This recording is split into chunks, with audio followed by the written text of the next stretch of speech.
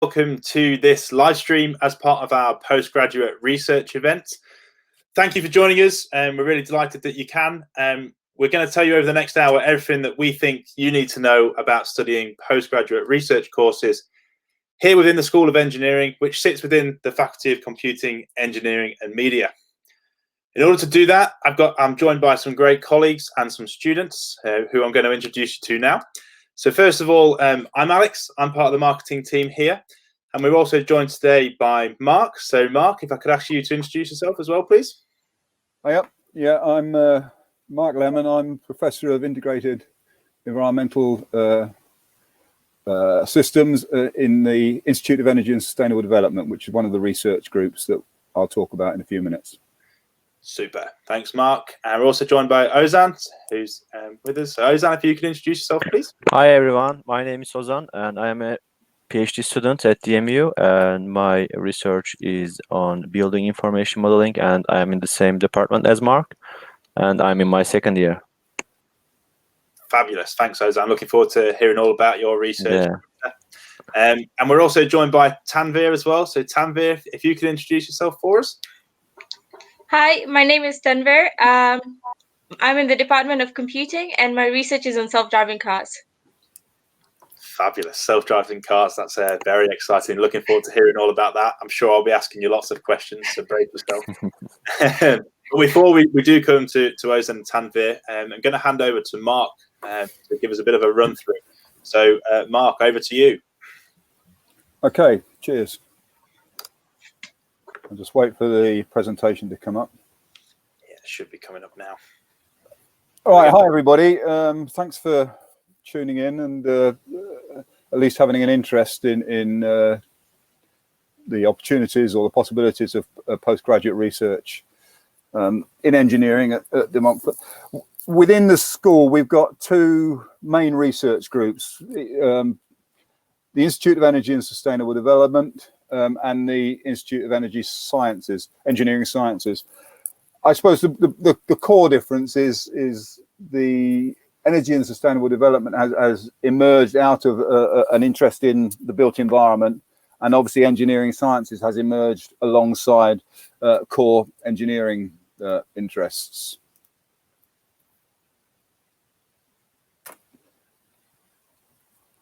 So next, yeah. So if we just look at the Institute for starters, I suppose the key, increasingly, the key focus of that is on interdisciplinary research, so that we're pulling together work around the built environment, and particularly energy, but increasingly water, air quality, etc., that pulls together technical disciplines as well as the softer disciplines around environmental behaviors. The research applies what I would call applied systems thinking, which is how do we look at the interconnections? How do we look at the integration between different aspects of environmental problems? So on the one hand, as I said earlier, we will have engineers, we will have people with very technical expertise, and on the other hand, we will be looking much more at how those engineering factors, whether that be to do with buildings, whether it be even to do with transport, how they are affected and affect behaviors, and how the combination of the two have environmental impacts.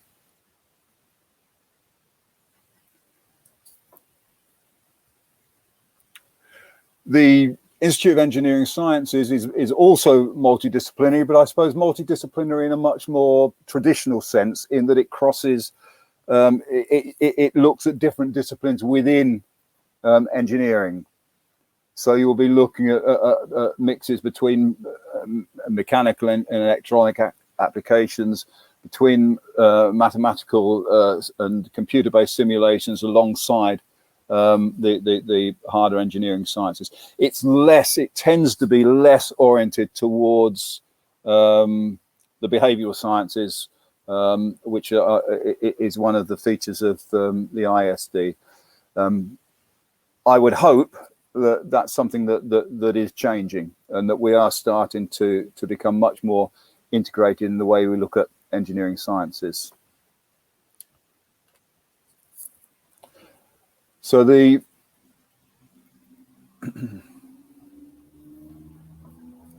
Institute of Engineering Sciences has a number of research clusters within it, each with a separate head. Shashi Paul looks at Emerging Technologies Research Centre. He has a particular interest himself in nanotechnologies. Yong Sung on signal processing and communication systems. Ralph Hamasari in mechanics, solid mechanics and materials, and nonlinear flight dynamics, which is an emerging area, with Professor Mikhail Gurman, where they've just introduced a number of master's courses and undergraduate courses linked in with this particular area of interest.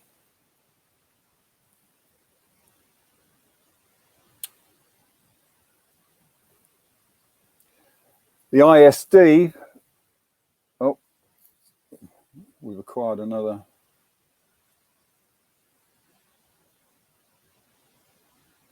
Alex, I don't know where that one's come from.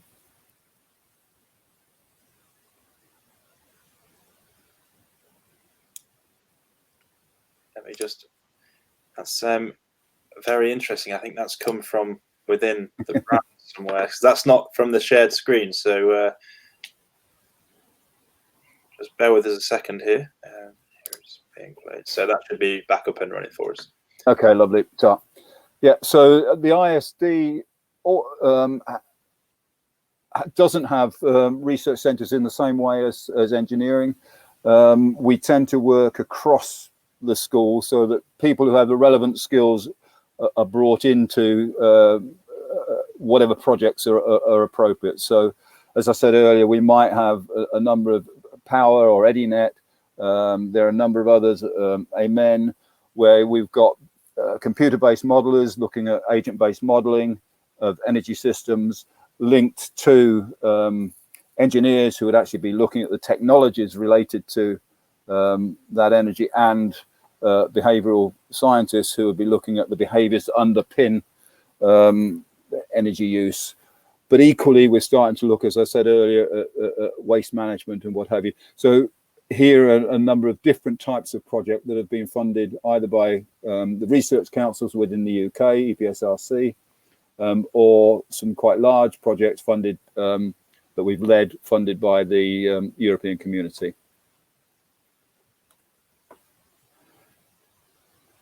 The evolution of the ISD, I'm going to concentrate a little bit more on ISD because obviously I know more about this, has moved from building energy modeling. When I first joined about 10 years ago, most of the work was based on that.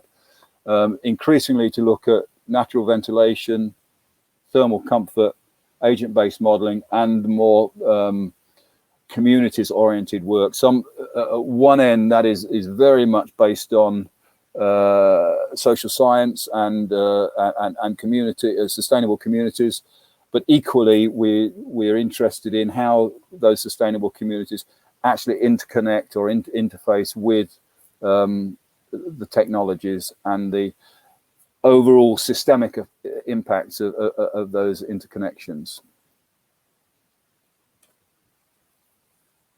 So the sorts of themes we're looking at would be low carbon systems, low carbon energy systems and infrastructure, sustainable communities and sustainable living, and of increasing importance, we have a large numbers of international students from the developing world, and a number of research projects, increasing number of research projects looking at the bottom of the pyramid or the issues of poverty and deprivation in some of these communities as they relate to environmental issues around energy, water, waste, etc.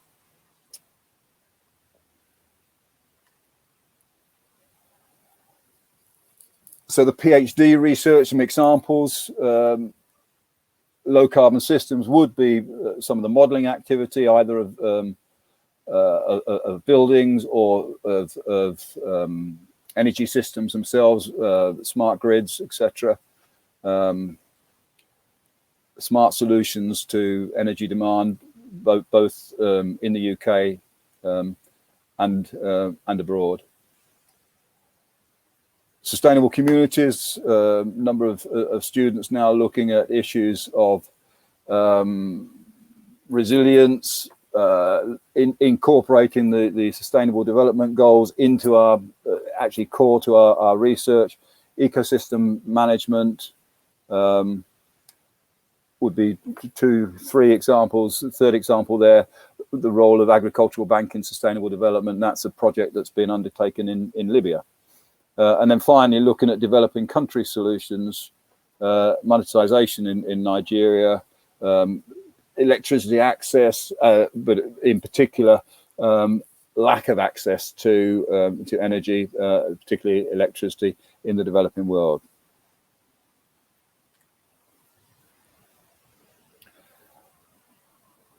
So I suppose this expertise is focused again on ISD, but we have essentially what is a whole systems approach. And if you look down to the right on that screen, you can see how the different types of research are exemplified. But the point of the overall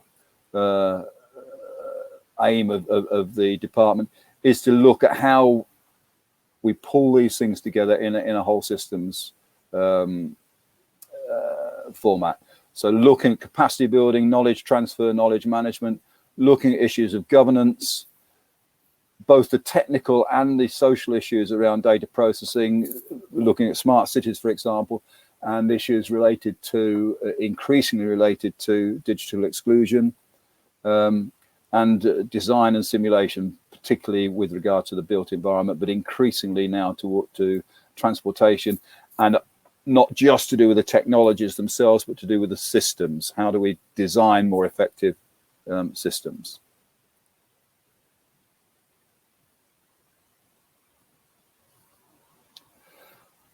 The next few slides, how am I doing for time, Alex?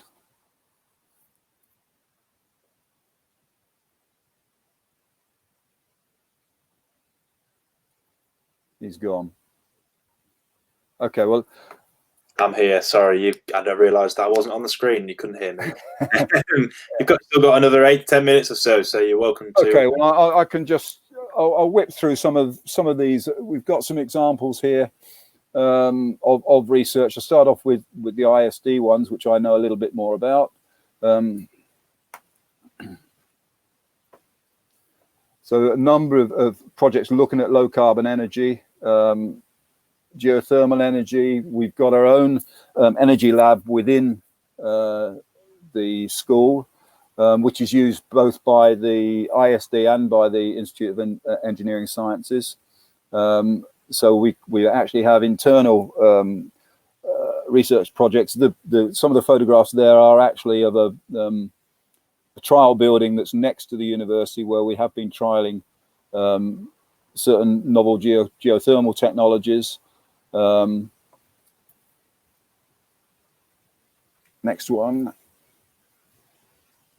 Increasingly looking at the concept of the smart grids, both in terms of the developed world and how we can incorporate sustainable transport systems, sustainable built environment, but also the role of the smart grid, off-grid energy in the developing world.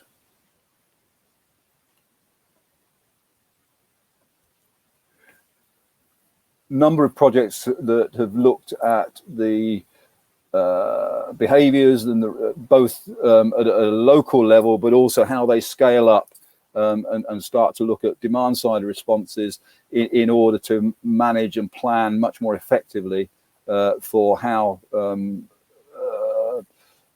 low carbon energy systems might be developed, or policies relating to them. And a lot of that is built around one or two people who have expertise in agent-based modeling. So we're looking at the role of different agents in that process. Low carbon transport, both in the UK and abroad. I, for example, are supervising a PhD looking at the potential of electric vehicles in island communities. There's a project, a practical project being in Guinea, in the Gambia, where they're looking at the first electric taxi system, and a number of other projects within the UK that have looked at the potential of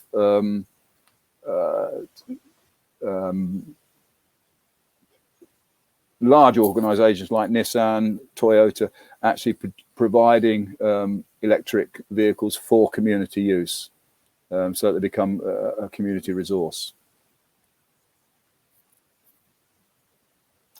Building efficiency, this takes us back to some extent what Ozan is looking at, and sort of the core business of ISD, looking at both modeling, but then, as I said earlier, increasingly we're starting to look at practical examples of how well buildings perform. The interesting thing here is it ties us in with other departments, particularly architecture, and there's an interesting transfer of knowledge now, I think, back from the developing world. What is it that we can learn from developing world technologies, the way of building, the way of managing buildings in developing countries, so that we can then incorporate into the way that we build here. Use of natural resources being a key one, natural airflow, for example, and then how we can model that in different contexts.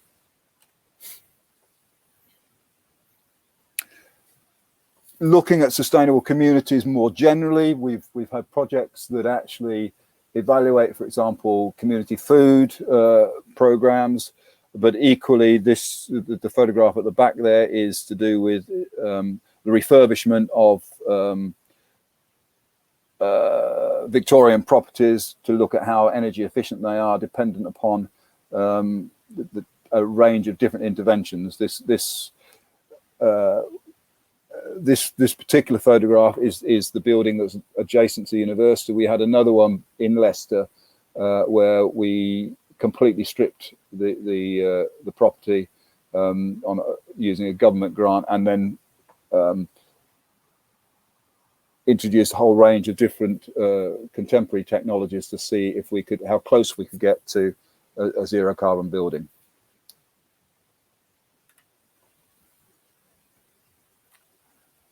Number of other larger scale European projects that have looked at integrating both the messages around energy use and, to a lesser extent, water use. So we're looking at how political and social awareness might address different environmental challenges. A lot of these challenges are to do with understanding the audience and how do we actually align the findings of our research with the potential audiences to make some sort of policy statement and policy contribution.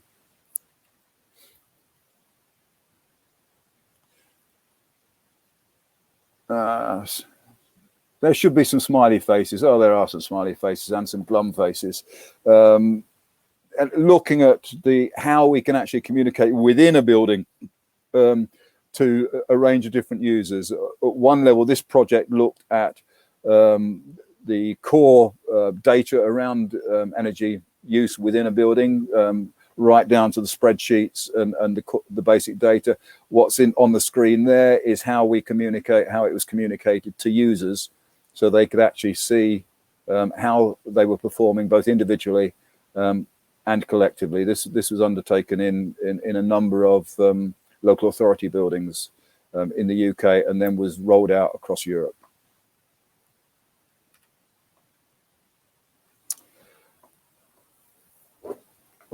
eTeacher was looking at energy use within schools.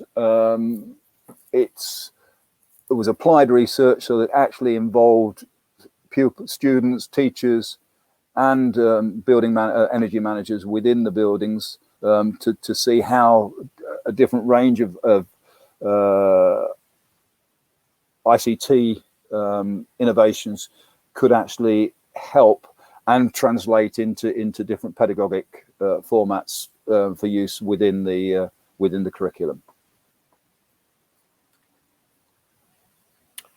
I think this is the final one for ISD, but this was a project undertaken in, I think it was in Nigeria. Oh yeah, Nigeria, where they were using bottles as the core material, recycled bottles as a core material for actually developing a bottle house that was then modeled for its energy efficiency, and obviously a qualitative investigation into how affordable it was and how livable it was for the local population.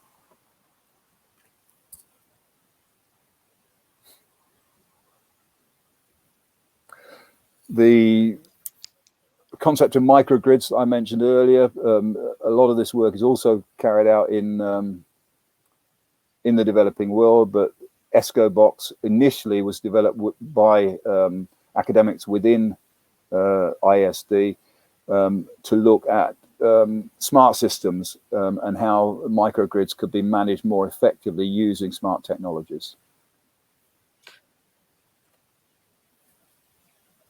Okay. What I'm going to do, I think, because time is moving on, I'm just going to click through, and then you can actually look at these final few slides. A lot of these are the engineering projects as well. Is that okay, Alex? Absolutely, yeah. So I'll just quickly run through some of these. So a lot of the engineering examples are quite technical, but they do give you an idea of the range of projects that are being carried out within the school. Yep, next one. Okay, this is actually a film, so I'm not going to click onto this, but in effect, it's looking at how we can use, or how what's the potential of recycled and upcycled plastic for building prosthetics cheaply, affordably,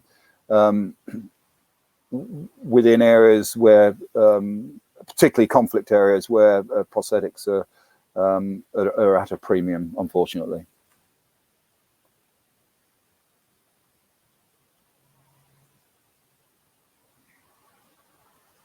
I think, okay.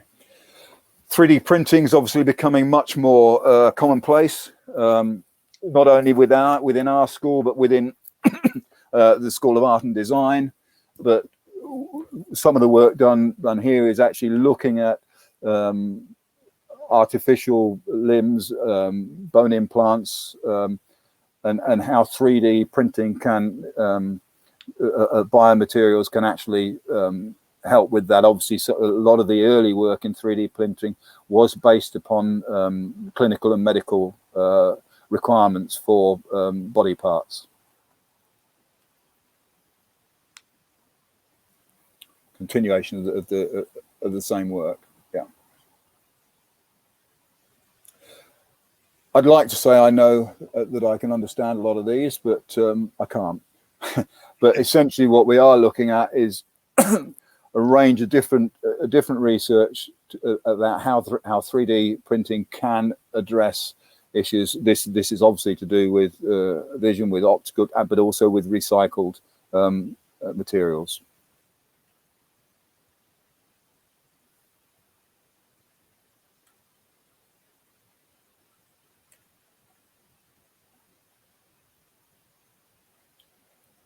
Here there is a link with some of the other work in ISD, how a lot of these structures, mechanical testing can actually both help with manufacturing, but equally how that manufacturing can then be incorporated into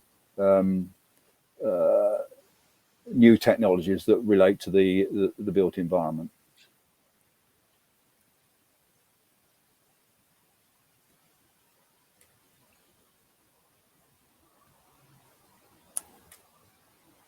Okay.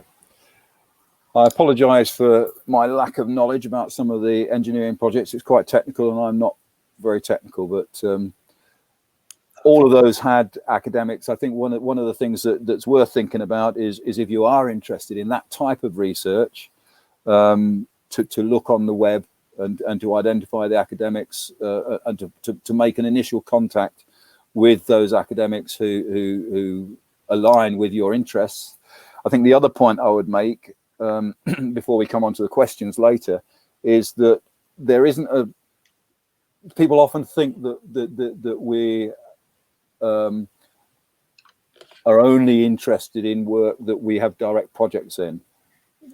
I think it's well worth looking at the area of work that an academic's involved in, and if you have an idea or an interest that you think aligns with that, to make contact with them, to follow it up and help and work with them in outlining a proposal, a PhD proposal. It doesn't have to be absolutely aligned with their own research projects, which are the ones that you would see on the web. Okay. Fabulous. Thanks, Mark. Really, really good overview of lots of different case studies and some really cool ones, actually. Who knew you could build a house out of plastic bottles? There you go. I know lots of case studies there. So that probably has stemmed quite a few questions. So if it has, please put them in the live chat, because then we can send them all to Mark and get him to answer all of them, because Mark's well up for that, aren't you, Mark? Oh, absolutely. So yeah, please put your questions in the chat, and we'll get to answer them as soon as we can.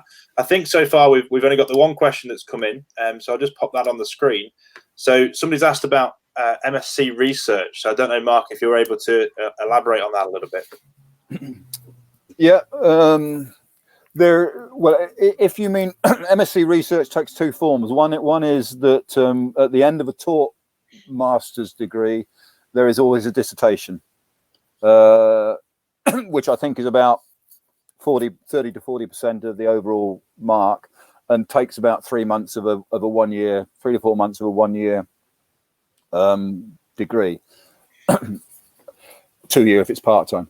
The other form of master's research is one I personally think is underutilized, and that's a master's by research, which is a 1 year research degree,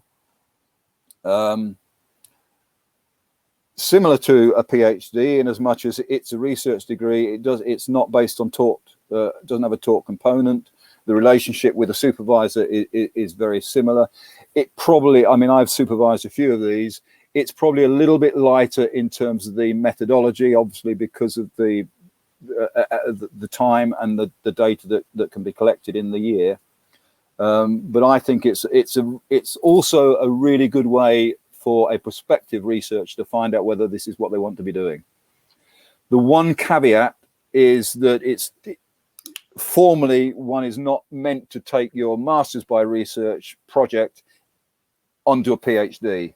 But that said, with a little bit of imagination, there's plenty of ways that the insights from the master's by research can be adapted and incorporated into a subsequent more in-depth study for a doctorate. But those are the two areas for research within masters. One is within a taught degree. The other is actually to have a separate master's by research. I suppose the third option that's becoming less popular nowadays is it's gone out of my head. A Master of Philosophy as opposed to a Doctor of Philosophy. That tends to be a bit longer. It's 18 months to 2 years. Not dissimilar from a Master's by Research, just that little bit more in depth with regard to the methodology underpinning the research. So it's if you like, it's a halfway house between a Master's by Research and a PhD. Perfect. That's great, Mark. Good kind of overview of all of the different research offerings there. So thank you. Yeah, as I said, if there are any other questions, please put them in the chat. However, I am going to bring Ozan and Tanvir in now. They're sitting patiently waiting to be brought into the live stream, and here they are. So these have actually lived and breathed the postgraduate research experience within the School of Engineering. So Ozan, I'm going to come to you first, actually, if that's okay. So Yeah, that's fine. you can take a break and kind of see what questions I'll ask Ozan and think about what your answers may be, because they're coming your way after. But Ozan, could you give us a bit of a brief overview about your research and the area that you're... So my background is actually in architecture, and before coming to Leicester and starting my studies at DMU, I was working as a designer in a company, and I realized that there are some initiatives in UK which are about building information modeling, standards, and industrialization in the construction.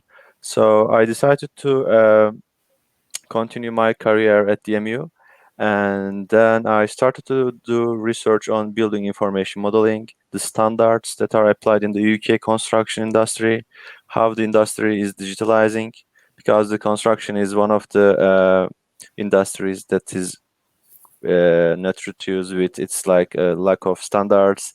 No one knows where the information is. Contractor is not there when someone needs him.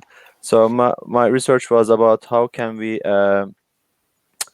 have a system that helps facility managers when they actually operate the building. They need information when when someone changed the bulb, where was the warranty of the door handle or something like it. So now with building information modeling, most of the information that are produced by mechanical engineers, designers, architects, or structure engineer, they're all in a single common data environment.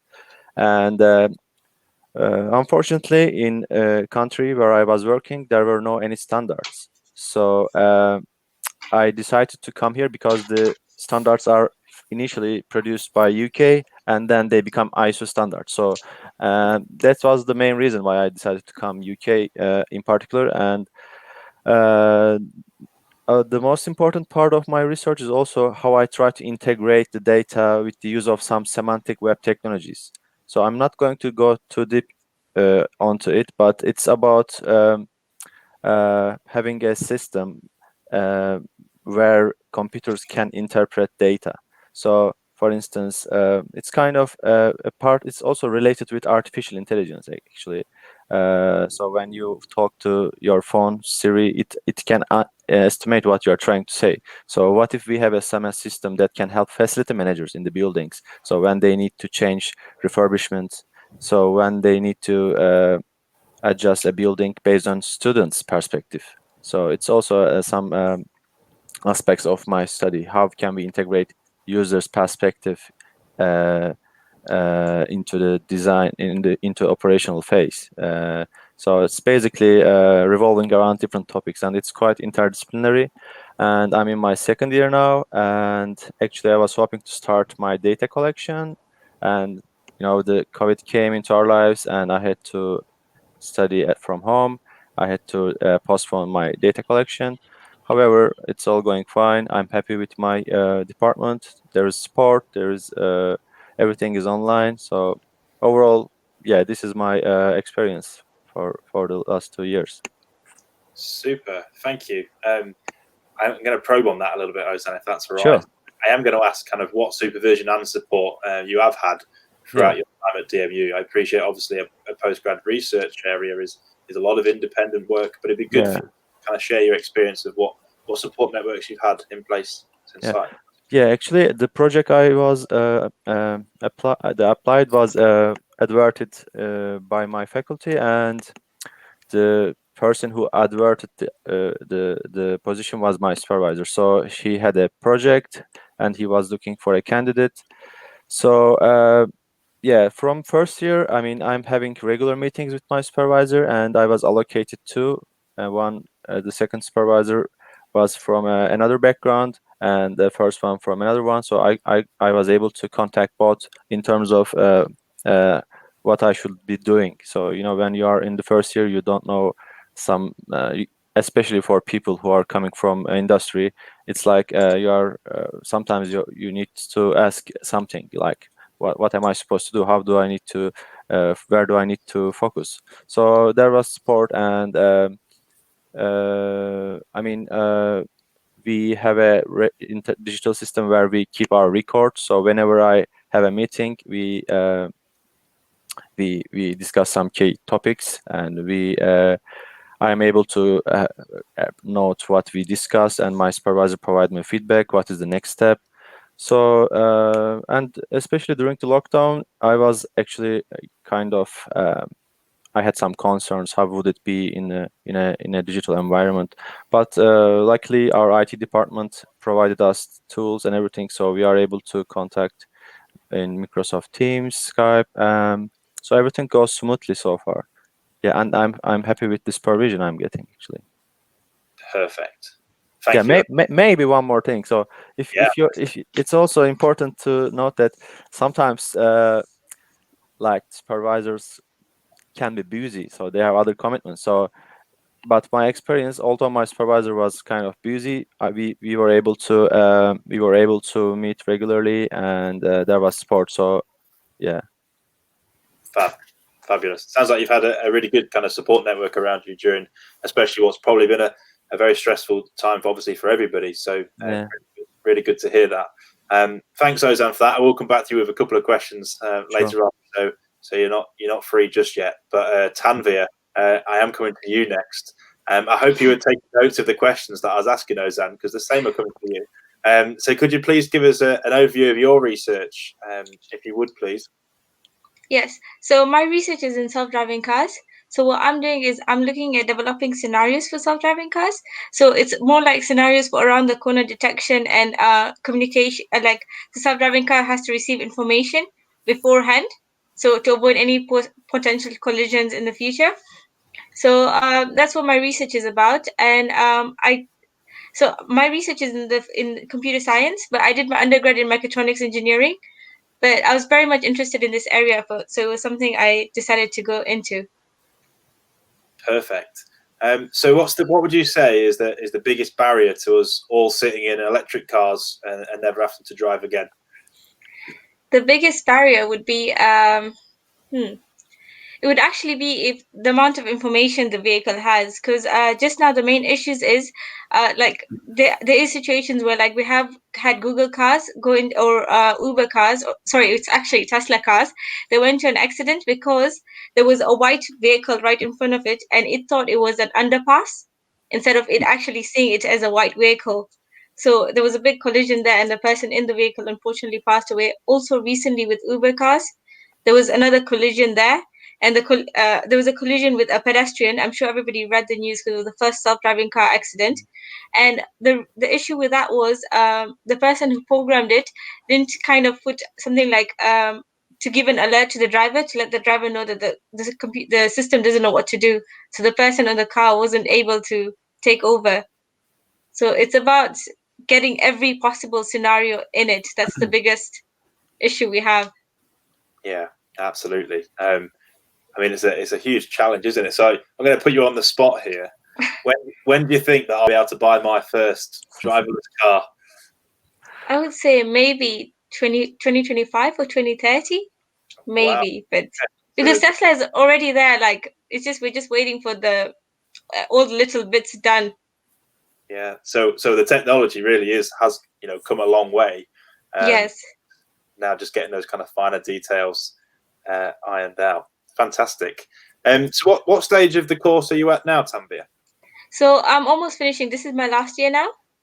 So I'm just finishing my research, hopefully by the end of next year, like before the end of next year. Yeah, fabulous. And Ozan spoke about his support network as part of his studies here. What supervision and support have you had during your time? So I've had like amazing supervisors who've always been there, like whenever I've had questions, no matter what time, when it is, always been there. Also, I was having a bit of difficulties because I went straight from my undergrad to my PhD, and my supervisors really supported me in terms of helping me guide in the initial stages on how to get to where I am today. So it's been amazing, especially even since lockdown. The university was amazing as well because they offered me interruptions, which is not normally there for international students, but they gave it this year. So just so everyone is able to kind of finish the PhD within a certain time and they're not wasting or losing any time. So it was really great from the university as well. Super. That's great to hear, and great that you've both been able to continue on successfully during this period. I have got another couple of questions for you, and this is for you as well, Ozan, as Tanvir. So you both need to prepare. However, we have had a question in the chat. So the question was, and Mark, I'm looking to you here as well as Tanvir and Ozan. So between the three of you, hopefully we can get an answer. So the question was, how can we get in contact with supervisors who are interested to get onto the course, although obviously supervisors are very busy, especially at this period with checking emails from many students. So any advice there? Mark, do you want to jump in first? Yeah, well, I mean, the obvious way is to is email. Just to email them and introduce yourself. I'm not sure, because I think Madeleine asked the previous question about the master's research as well. Personally, that's the way I would go, rather than going through the system. If you're intending to do a research degree, I would find somebody who looks as if they might be interested, make contact. Don't be afraid to phone them. You know, most of us, even with our university numbers in lockdown, most people are tied in with the university system now, so the phone should get through okay. So I would start with an email. If no luck, then try and phone them, and then if there's a problem, find somebody who works in the same group and go to them. Give them a go. Yeah, absolutely. Perfect. Thank you. Ozan and Tanvir, just to kind of bounce off that question, Ozan, I think you mentioned that yours was an advertised position. Yeah. So if you could just take me through kind of how that came about and the process you went through when applying for it. So when I decided to pursue a career in academia, I started to seek some opportunities. There are some websites, some of them are quite popular, like Jobs AC UK. So I was searching projects and funds available for international students like me and Tanvir. There were not many of them because most of the funds are for home and European Union students. So I was able to find the project advertised by my supervisor. So I was able to send an email introducing myself. So who am I? Why am I contacting? Why am I interested in this study? Yeah, basically concise, a brief email introducing myself and my intention. And I think it was only 1 or 2 days later I received an email from my supervisor, and the next week we had chance to have a virtual meeting on Skype, because at that time I was in Turkey. And yeah, and there were other candidates, so it took maybe 2-3 weeks. I can't remember exactly, but yeah. So the way how I contact my supervisor was via email. So I'm sure many scholars, they will reply an email in 1 or 2 days. If they are busy, maybe next week. So perfect. Thanks, Ozan. You must have written a very impressive email. Tanvir, how about you? How did your PhD position become about? So I saw advertised positions on the DMU website for PhD, and there were different self-driving car opportunities and stuff. So it was something I was very interested. And then I saw my supervisor's name, and because I was already studying in the university, I actually went to just meet her in the university, and then we just had a chat, and then it went from there. So it was same. So it was advertised position, and then contacting the supervisor. Super. Thank you. I thought that would be just good to share with our viewers, because obviously people who've actually done it, sharing their experiences.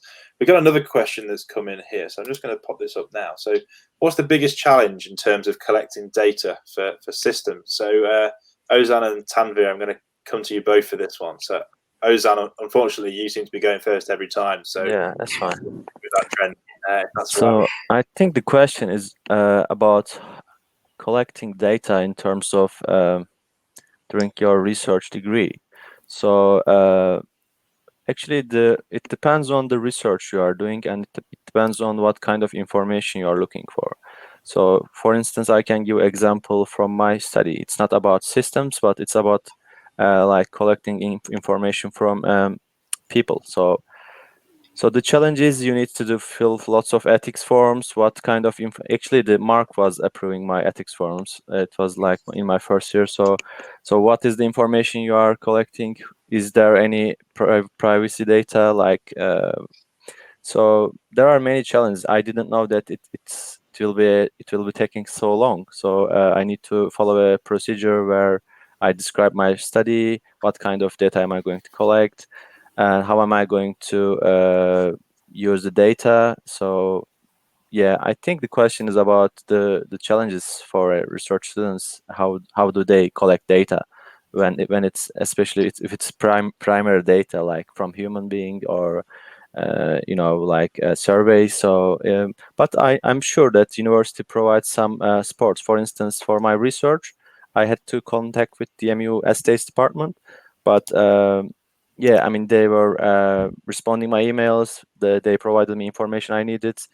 So I think this is like I don't know the main challenge. What will be the main challenge? But for me, the main challenge is like the accessing the data. But I think DMU provides support for students to access this source of the data.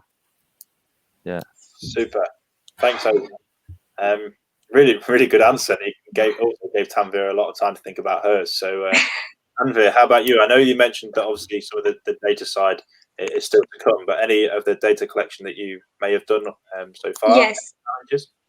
So again, it depends from research to research. So my data was all generated through simulations.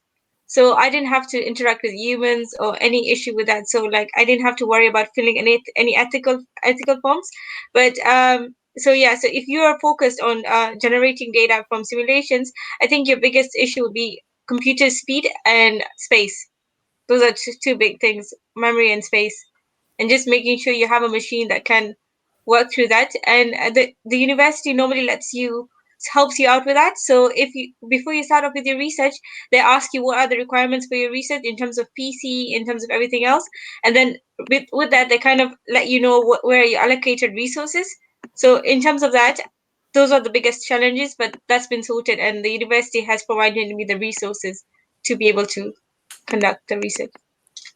Fabulous. That's great to hear that there's lots of infrastructure in place from the university to combat those challenges, which obviously there's lots of data to collect as part of a research degree.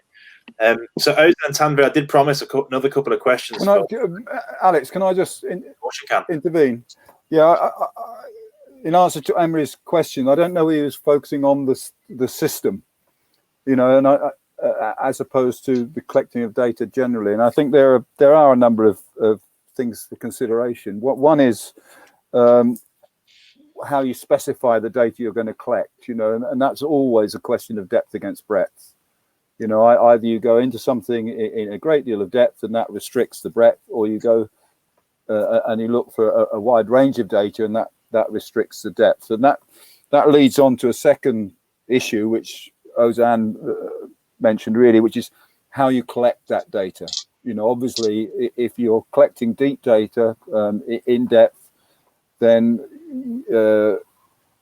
how you collect that data, particularly where it's from people, that becomes key. And then the third question in terms of a system is how do you integrate that data? So having addressed the first two questions, and if you've got data about I don't know, driverless cars, but also you've got people who are driving them, how do you then integrate the technology with the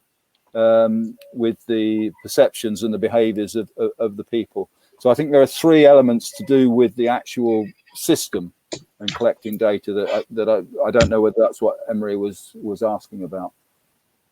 It's a good point. He may well have been, and hopefully now we have addressed kind of both sides to that question. So regardless of which, I think actually both sides to that question were really, really valid questions. So hopefully we've given a really well-rounded answer to that one.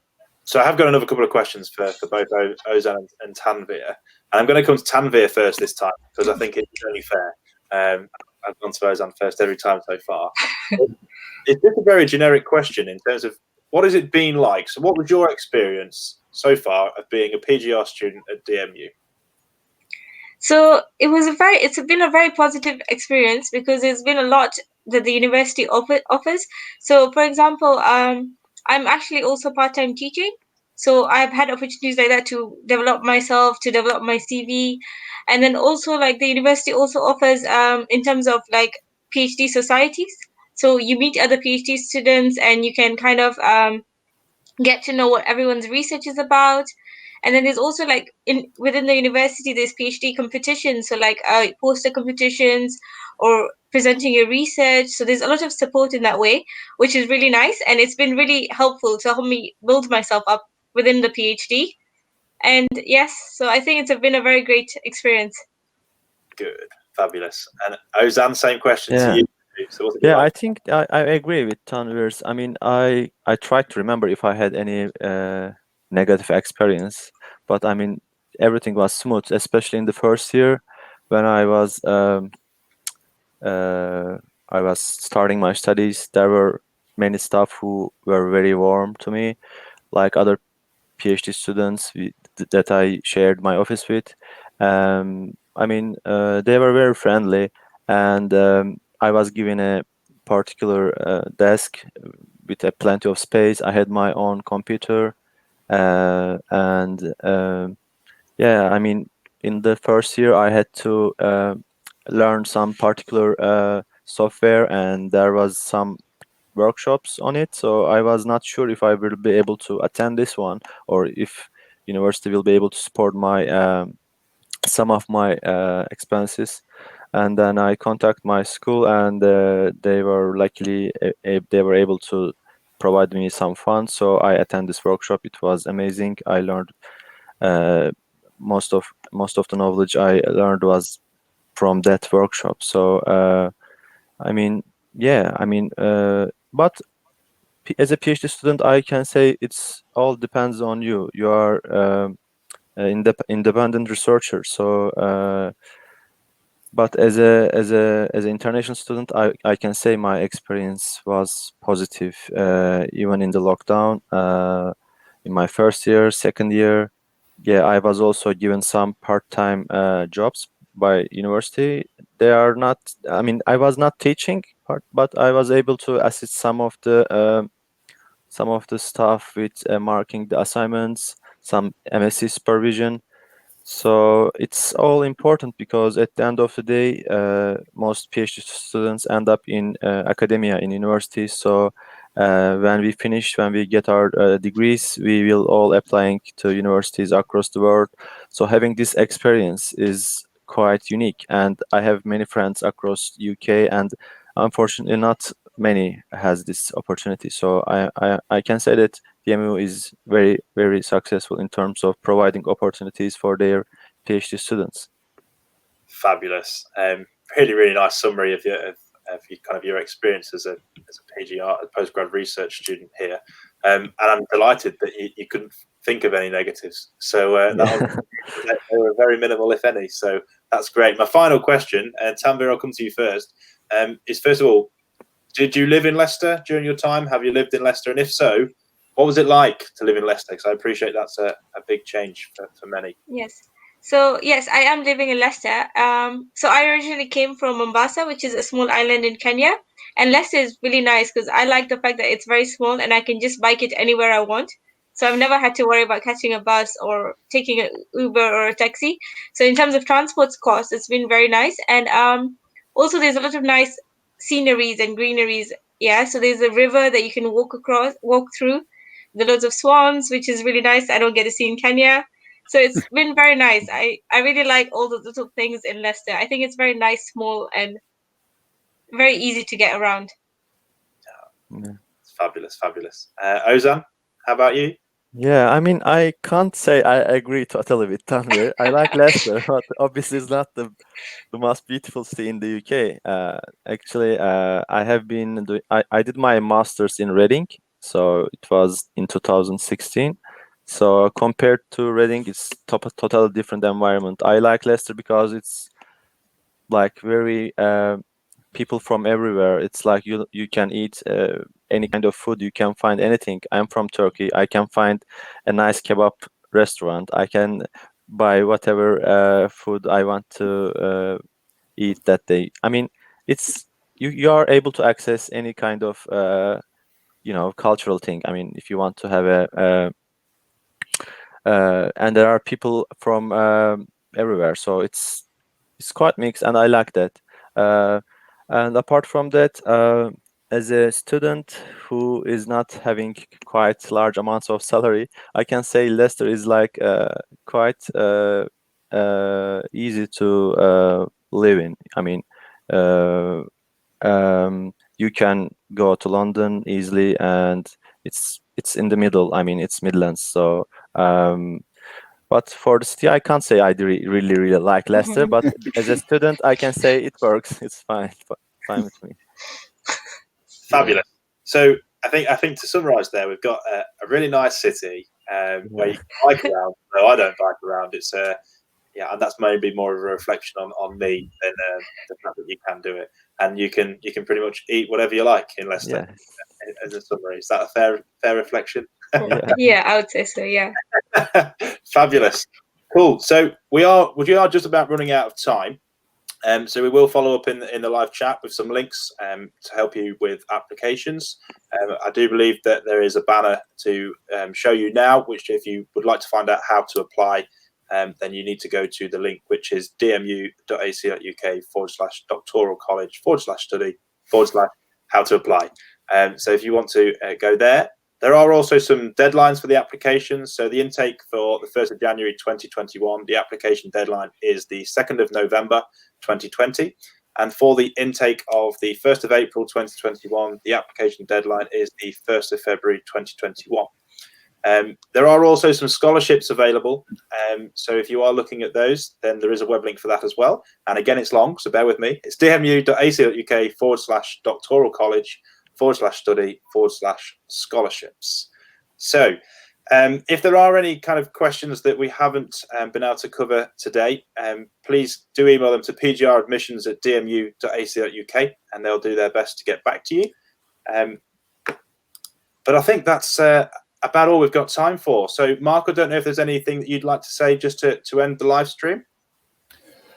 No, I mean, I don't think so. I think there is one thing, and that is the reason for doing a PhD is because you're interested in something. There are other reasons, career reasons,